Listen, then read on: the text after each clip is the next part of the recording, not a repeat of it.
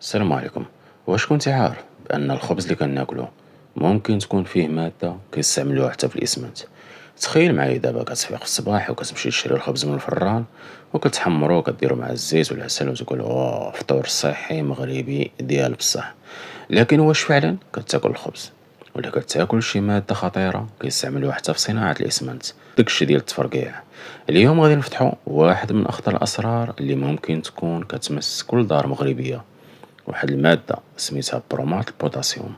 هاد المادة ماشي جديدة، ولكن أغلب الناس ما سامعينش بها. هي مادة كتضاف بعض أنواع الدقيق الصناعي باش الخبز يجي منفوخ وبيض وهش. ولكن الخطر الكبير هو أنها مصنفة كمادة مسرطنة من طرف منظمة الصحة العالمية من الفئة جوج بي، يعني مادة يحتمل تسببها في السرطان. شنو كدير؟ كتخلي العجين يتنفخ بزربة، كتحسن الملمس والشكل، وكتعطي اللون زوين كيخلي الخبز يبان طري ونقي. لكن في المقابل سيدي الدراسات كتيرة بينت أن استهلاك المستمر لبرومات البوتاسيوم كيرفع خطر الإصابة بسرطانات الكلي والغدة الدرقية، أضرار على الكبد والجهاز العصبي، وحتى تغيرات في الجينات. هاد المادة ممنوعة بزاف ديال الدول بحال الاتحاد الأوروبي، كندا، البرازيل، الصين، الهند، بل حتى في بعض الولايات الأمريكية. بل حتى في بعض الولايات الأمريكية الشركات اللي بدات كتحيدها طواعية بعد الضغط الشعبي. ولكن السؤال الكبير، واش كاينة في المغرب وهادشي اللي كيهمنا حنا؟ الحقيقة هي أن ما كايناش شي معلومات رسمية من عند وزارة الصحة أو أونسا مكتب السلامة الصحية. لكن دراسات في دول مجاورة بحال تونس ولبنان وليبيا لقات هاد المادة حتى في أنواع ديال الخبز البلدي والتقليدي.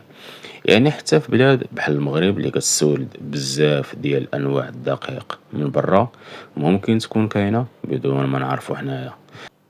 واحد المقال من موقع مغربي ذكر هاد المادة من ضمن المواد الخطيرة في بعض المخابز، وقال أنها تدخل في محسنات العجين بلا ما يلاحظها المستهلك. واللي كيخلي الخطر كبر هو أن المستهلك المغربي ما كيقراش اللاصقة وما كيسولش على المكونات. وحتى الخبز البلدي ماشي ديما مضمون إلا كان كيعتمد على دقيق مستورد وجاي من برا.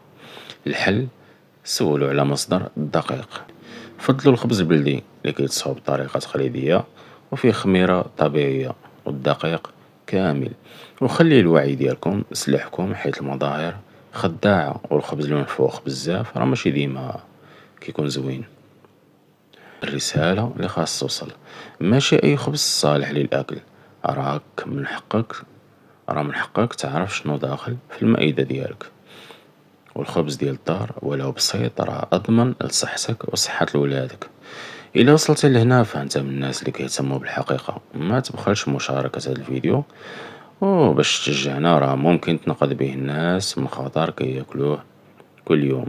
اكتب لينا في التعليق واش سبق لك سمعتي بهاد المادة هادي، وشنو الرأي ديالك فيها، واش كون تقدر تكون بصح.